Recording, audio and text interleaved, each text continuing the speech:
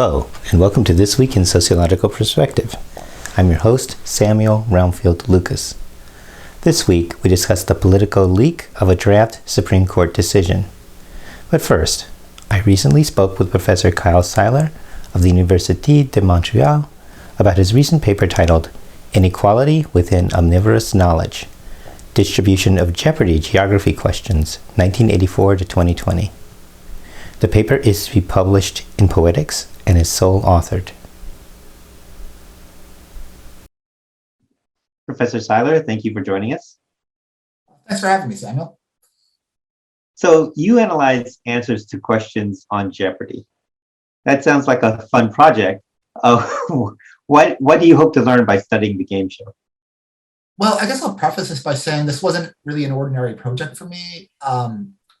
I guess I'll give you a bit of background. I first conceived this idea once I was locked down in Quebec during the winter due to the COVID-19 restrictions. So I couldn't go outside, I couldn't talk to people.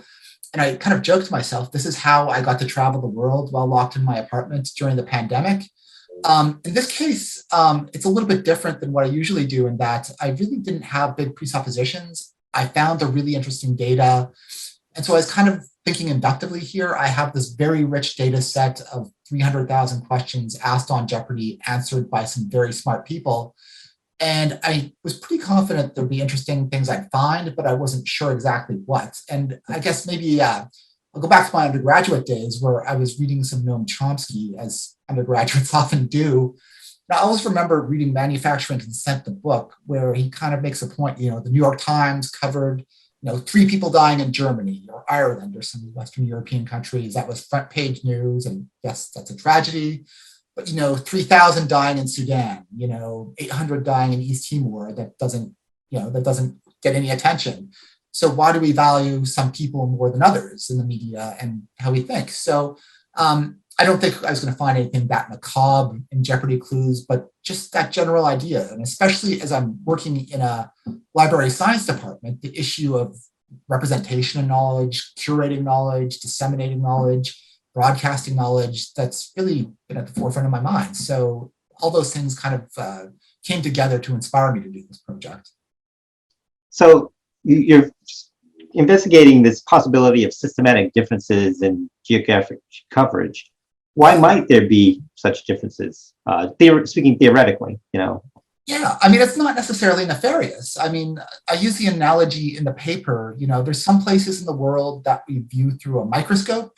In Jeopardy, it's like the United States, Western Europe. And there's other places in the world that we view through a telescope. And it's by necessity. Of course, we're going to notice the things close to us a lot more than the things far from us. We can't know everything. And there's benefits of specialization. If you grow up in Canada like me or the United States like me, you probably know North America pretty well, just because it's important to your life and it's close and everything. But then beyond that, Australia might be far away geographically, but culturally, linguistically, it's not so far away.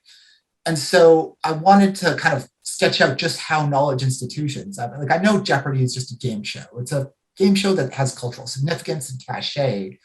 But this happens in libraries, this happens in academia, any sort of place where we have knowledge. We have these, I don't know if they're biases, but these vantage points that we can't take everything in. We have to make trade-offs between breadth and depth.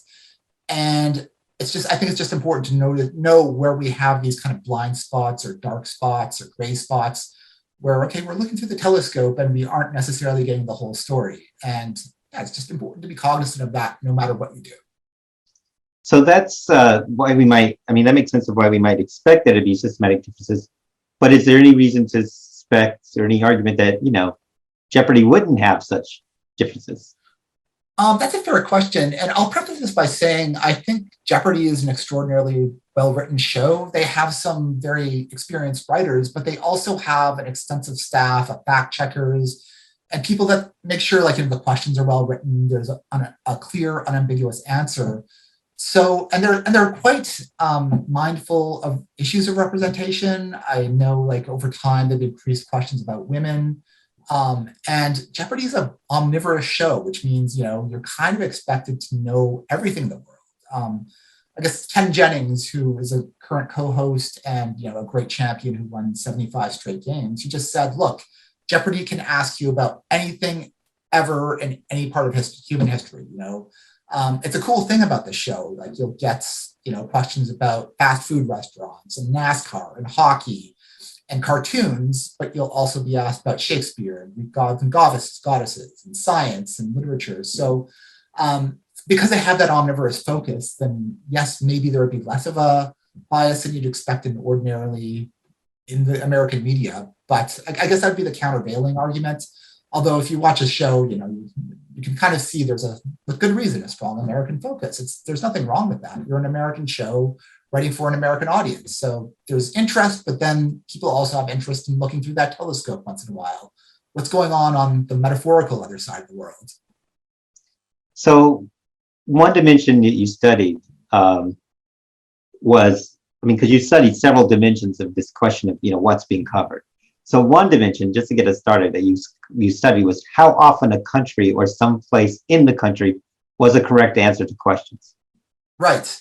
And I'll preface this by saying there's one country, or like the 197 official countries in the world, according to the World Bank, that has never been the sole answer to a question on Jeopardy, and that's Comoros. And that's a country I don't think I've thought of in decades. And okay, now I have thought a fair amount about it, but so now I'm kind of hoping like this year's Tournament of Champions final Jeopardy is going to be a Comoros question. That'd be like the great way to break the 38-year slump of Comoros. But having said that, yes, there's kind of a sharply exponential distribution. The United States they get more than half of all geography questions. And once again, it's an American show, so yes, people will know, Black Hills National Park in South Dakota, or, they'll know some pretty obscure places. It's where they grew up. It's the history books they generally read. Whereas in Africa, you might get a question about Lake Victoria or the Sahara Desert. But there isn't a lot that Americans know or just people pay attention to. So you have to ask more in-depth clues about America. But beyond America, you see Canada. Okay, this might be the Alex Trebek effect because he was Canadian, but Canada and the United Kingdom are second and third in questions asked, and it's very kind of Western Europe centric. So, Guatemala or Belize is closer, certainly Mexico is closer to the United States geographically than the UK or Germany or France or Australia. Yet they're culturally further away. And I guess I'll just add one more thing that struck out to me as, a Canadian and North American. There were 3 times as many questions about Canada as there are about Mexico, and both of them border the United States. That might be a concession to the fact that, yes, we have Jeopardy in Canada as well, but, Mexico, they have a different official language. It's a bit of a different economic niche in the world economy. So it's not just distance from America, it's also cultural distance and what people care about for whatever reason. So was this, what about issues like size of the country or income? Were those things mattering or not? Oh, absolutely. I did multivariate analyses, and even when you put everything in the model, like the size of the country, obviously larger countries get asked about, and wealthier countries get asked about much more often.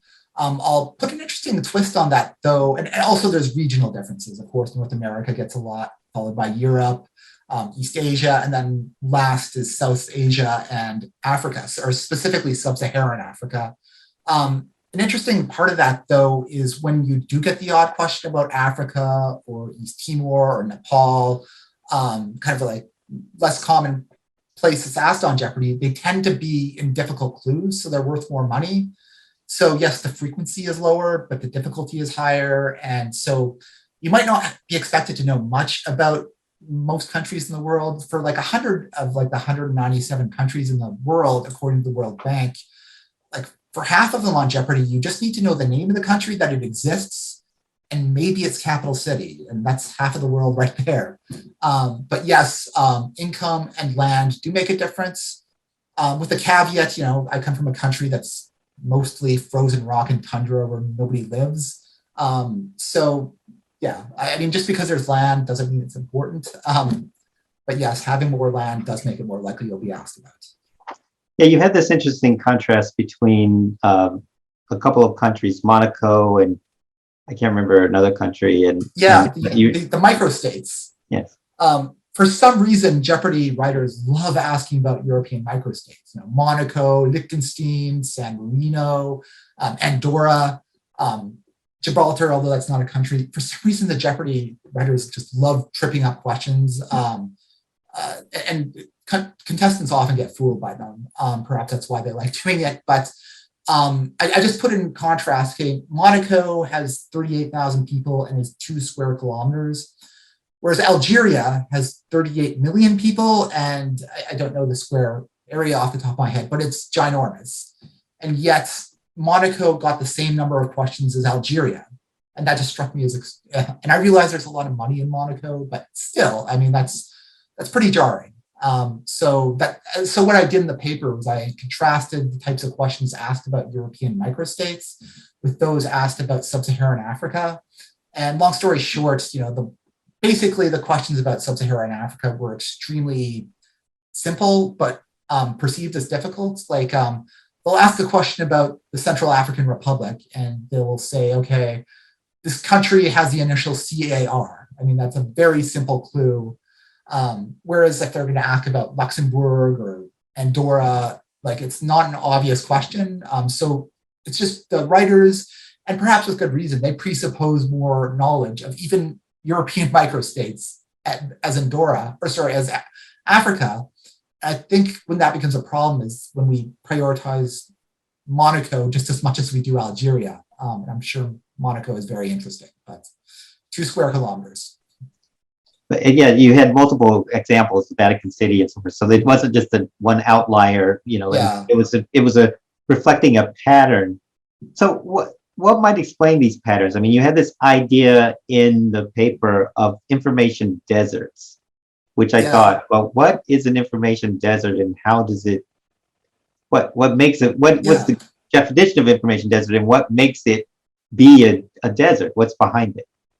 I love that question. I'll just say first and foremost, okay, Jeopardy's a show. It's entertainment. They're selling advertising.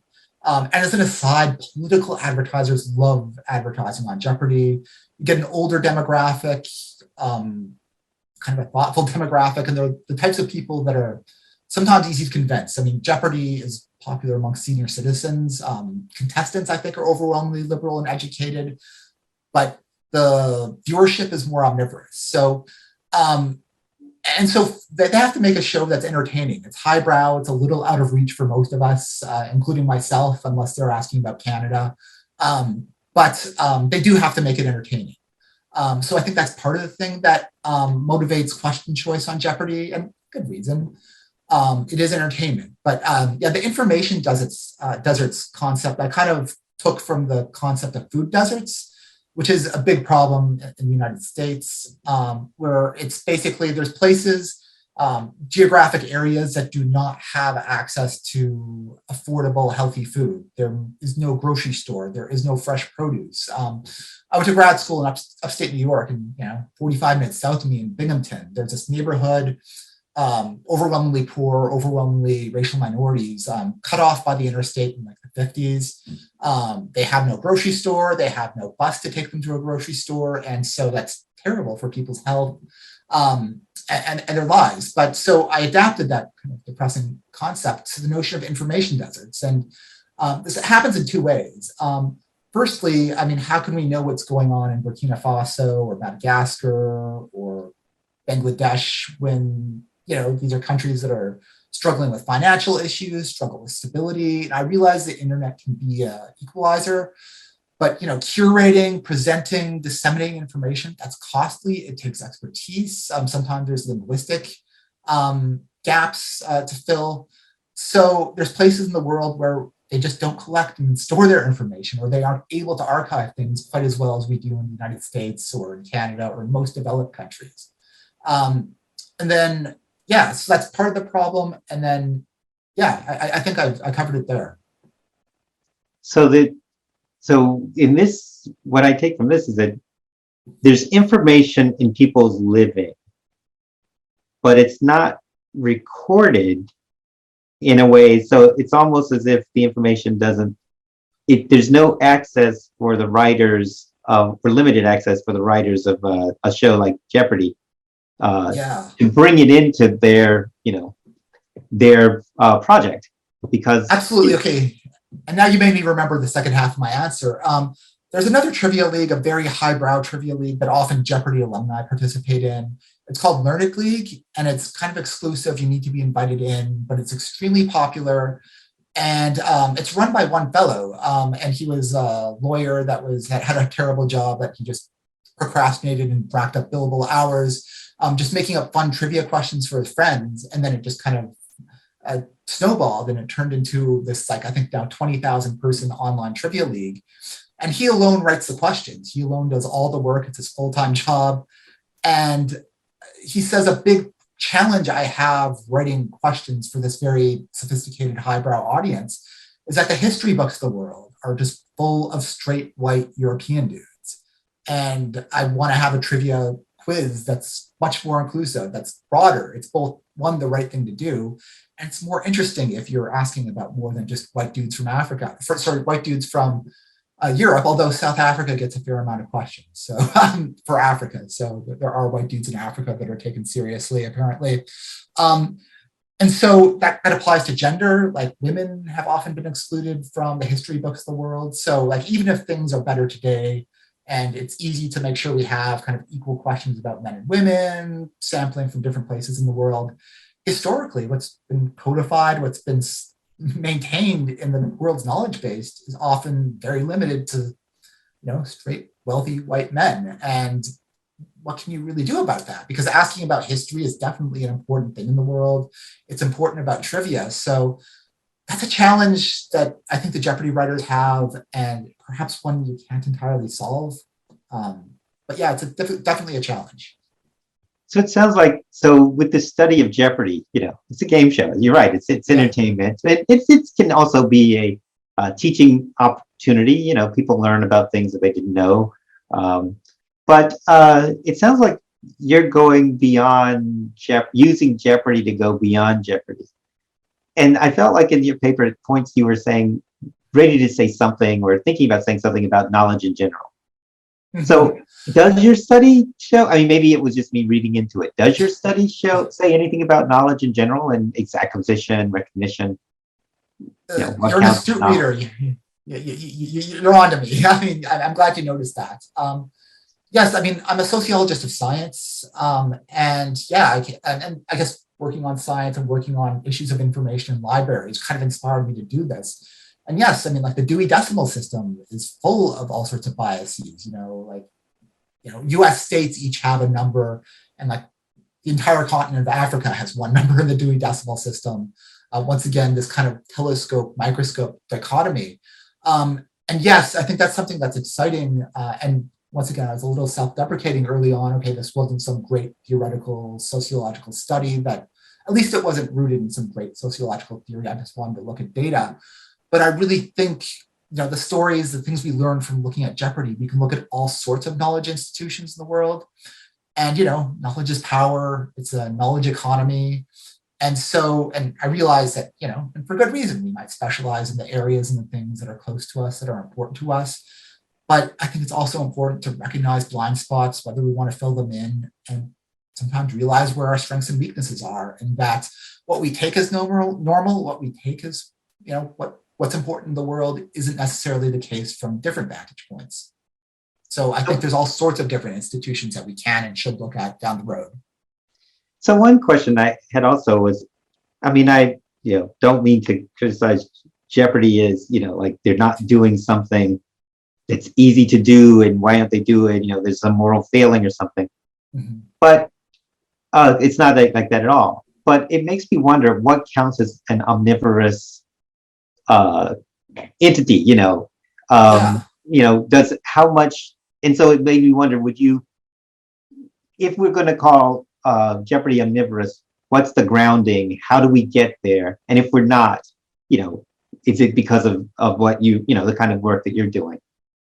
Yeah, I mean, I guess I'm thinking like I'll think of make an analogy, omnivorousness, like the omnivore that will eat everything, plants, meat, whatever. And if the plate of Jeopardy, you would have like the United States and Western Europe as a main course, but you also will sample a little bit. It's like you'll have maybe a little side of Africa on the side or South Asia.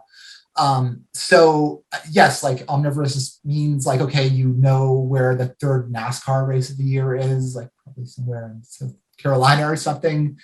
But it also means the capital of Eritrea or of East Timor. So yes, there's omnivorousness, but some things are sampled more than others. And I guess that's kind of one of the ideas I tried to convey in the article, is that, okay, you can be omnivorous, but also have stark inequalities within that omnivorousness. So yeah, you're open to everything, but some things you consume more than others. I see. Okay, so now I guess, okay, I've read your paper, I've talked to you about this, and then I go and watch Jeopardy. Do your findings or your work, things that maybe didn't make it into the paper, but you have a sensitivity now that you may not have had before, does your experience suggest anything we might change in how we think or what we think when we watch Jeopardy and other trivia shows, or is it just it's telling us something about knowledge and the way we use it and the way we have access to it, but it's not feeding back into anything that we should do differently when we sit down to watch the show? I guess in a previous life, I did research on poker, so I'm pretty sensitive to issues of risk and luck.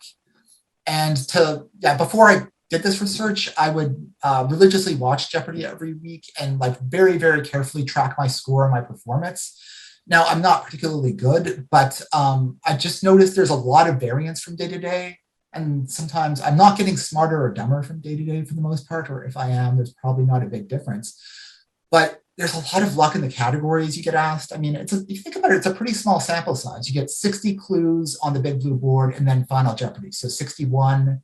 And yeah, you've got the whole world to sample from. So some days I just happen to get stuff I know, and other days I'm completely clueless.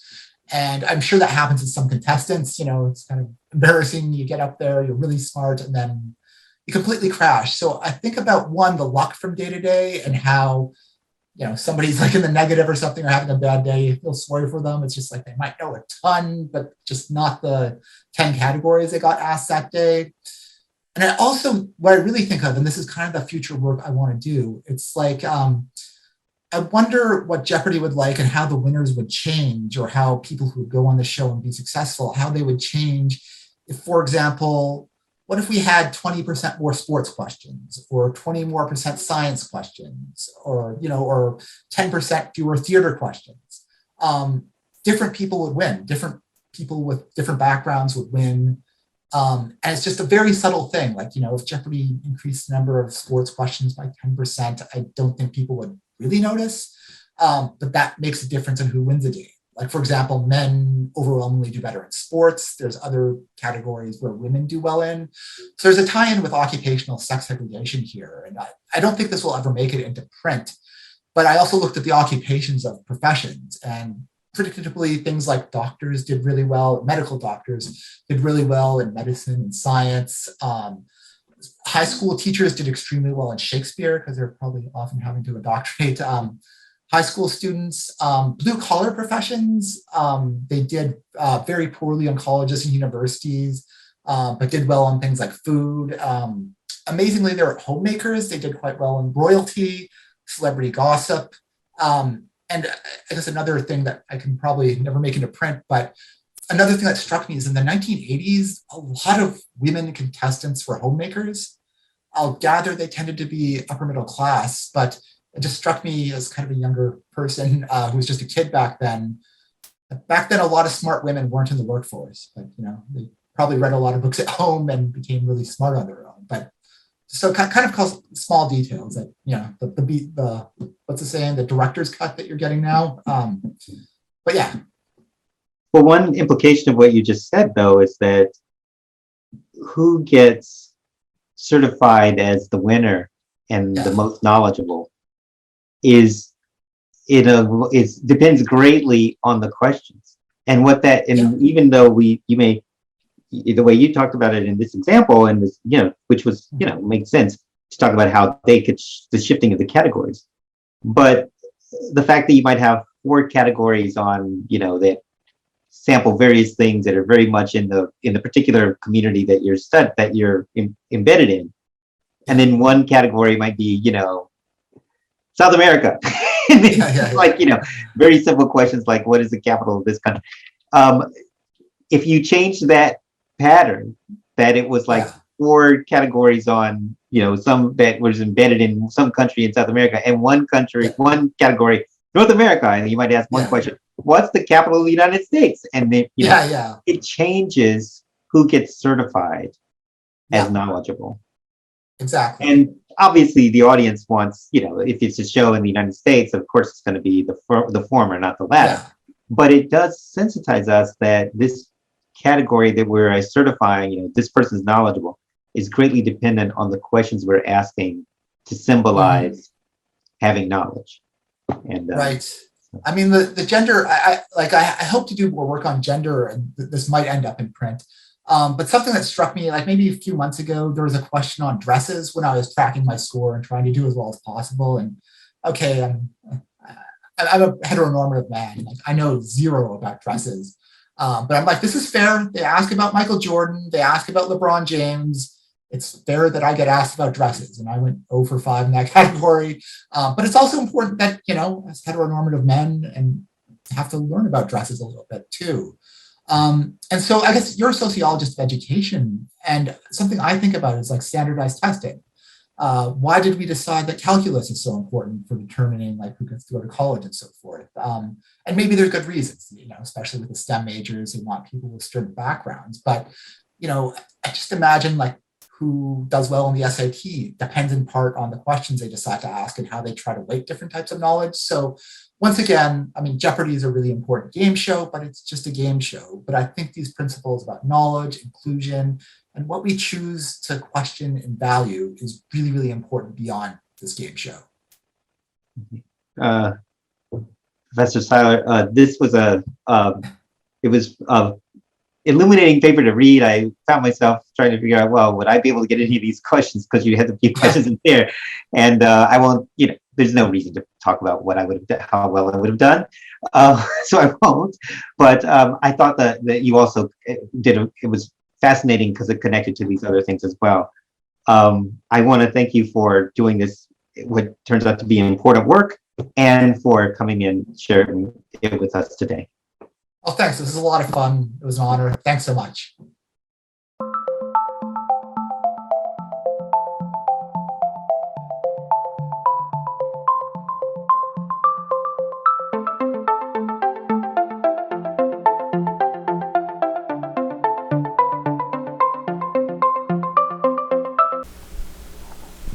Our final segment concerns a possible major development in the conflict over abortion.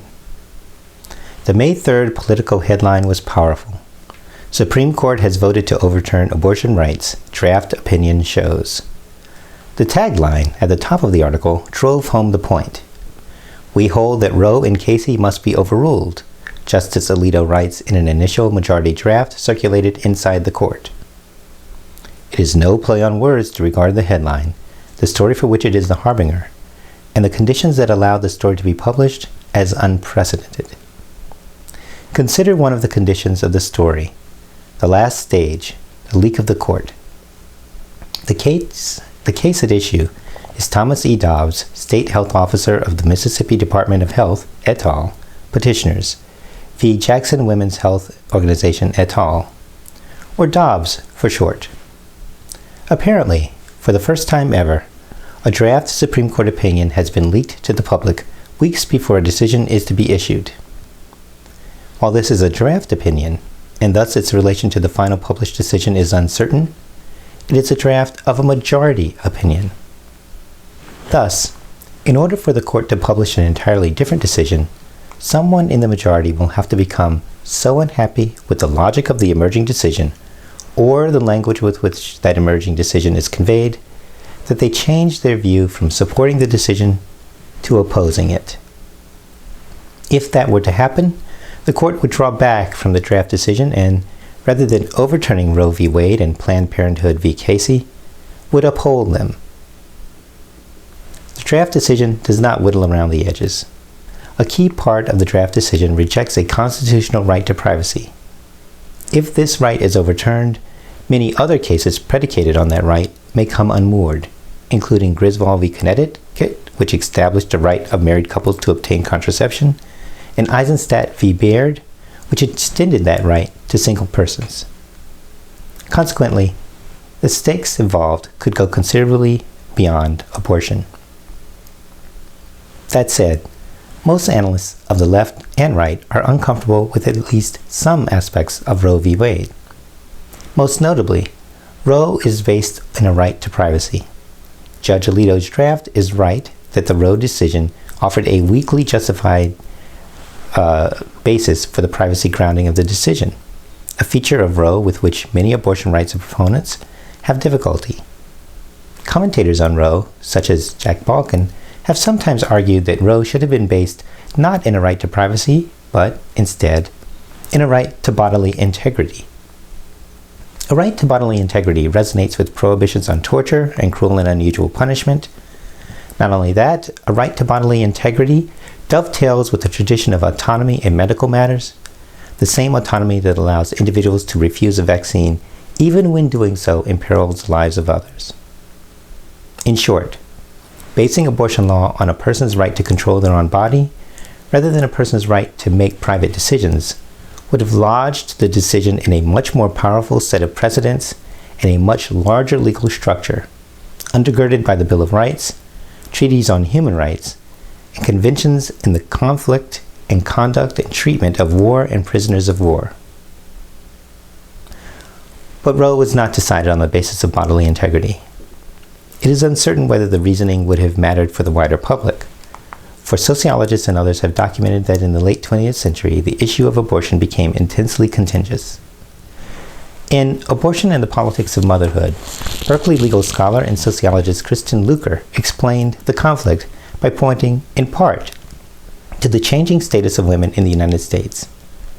One set of women were moving into higher education and more secure labor market positions, and for them, motherhood was one of many potentially meaningful roles they could occupy. In contrast, many other women were being left behind, as the nation's increasing and now accelerating inequality took hold. For these women, motherhood and children were the focal, non-negotiable source of meaning, and for these reasons, women's division in what abortion meant, and whether to support or close access to it, provides a key social basis for the conflict.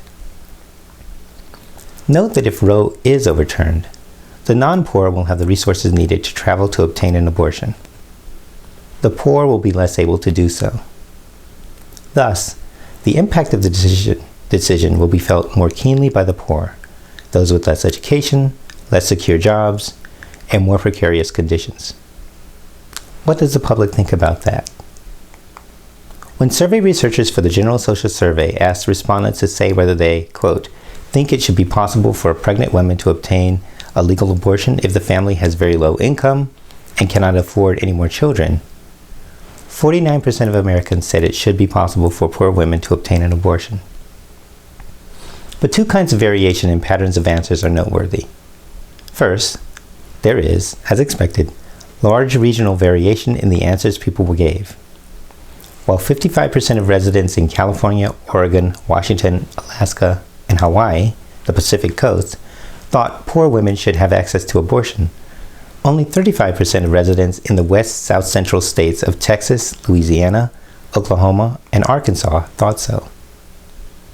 Perhaps more surprising, in every region, the percentage of men equals or exceeds the percentage of women who support poor women's access to abortion. In the west-north central states of the Dakotas, Nebraska, Kansas, Missouri, Iowa, and Minnesota, the gender gap is 10 percentage points. 47% of men support poor women's access to abortion, but only 37% of women support poor women's access to abortion. The gap is even larger in the west-south central states.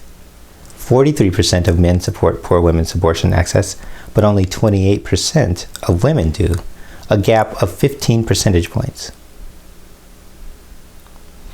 The court appears poised to wade into abortion again and overturn 50 years of precedent. But might this be a classic case of generals fighting the last war, not the contemporary one? Pharmaceuticals promise the ability to take a pill and have a physically safe abortion in the privacy of one's own home. If clinically induced abortions are prohibited, this technology will substitute and bring increasing profits to companies. At the same time, it will bring isolation to some women. At the very time many, perhaps vulnerable people could benefit from a helping hand, this technology will support them physically, but it will not support them mentally or emotionally. In short, as pharmaceutical companies expand their market share, the social experience of an abortion will also change. If women seeking abortion pivot to pharmaceuticals in large numbers, expect authorities in some jurisdictions to try to deepen regulation of the market for pills designed and marketed to induce abortion. But where drugs are restricted, an underground market tends to emerge. If we've learned anything from the so-called war on drugs, drugs will win. Lucas argued that the battle over abortion is a battle about, among other things, whether the foundational laws of the nation will treat women's autonomy as equal to that of men's. Lucas also noted, however, that some see the conflict in a very different way, as a battle for the innocent unborn. At the time, she noted that abortion rights supporters and opponents shared so little in common that facts were irrelevant. A great deal has changed in the intervening years. We have different technology, more scientific knowledge, and much higher inequality. Despite these and other changes, little about the fundamental social basis of the conflict has changed. Some women are still fighting for equal recognition outside the home, while others are fighting for recognition by virtue of the home. Even as the leaked Alito majority draft opinion appears set to hand the win to half the country, it is still unclear whether these dynamics will lead one way or the other. One pretty obvious prediction, however, won't make the Supreme Court majority happy. Because the issue of abortion sits symbolically and materially at the center of a much wider social conflict about women's status in the home and in society, just as the abortion issue was not resolved by Roe, it will not be resolved by Dobbs. That's This Week in Sociological Perspective. We'll be back next week with another interview with an author of some important sociological research and more sociological insights on an issue in the news. Till then, take care.